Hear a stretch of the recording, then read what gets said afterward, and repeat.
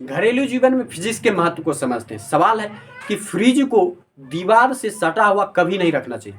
Fridge को हमेशा थोड़ा दीवार से दूर रखना चाहिए, क्योंकि फ्रिज जो है अंदर की उष्मा को, अंदर की गर्मी को बाहर निकालने का काम करती है, और फ्रिज जब अंदर की गर्मी को बाहर निकालती है तो वो दीवार से टकरा जाती है। अब दीवार से टकराने के कारण जो है गर्मी ज़्यादा दूर भाग नहीं पाती, फिर वो फ्रिज के दीवार से टकरा जाती है, और दीवार से टकराने के कारण फ्रिज का सतह गर्म हो जाता है, और फिर जो है फ्रिज ठंडा होने में बहुत ज़्यादा समय ले लेता है। इस तरह आपका बिजली खपत ज़्यादा होता है। इसलिए फ्रिज को थोड़ा अपने दीवार से दूर रखा कीजिए, ताकि फ्रिज जो गर्मी बाहर फेंक रहा है उसको भागने में जगह मिल सके।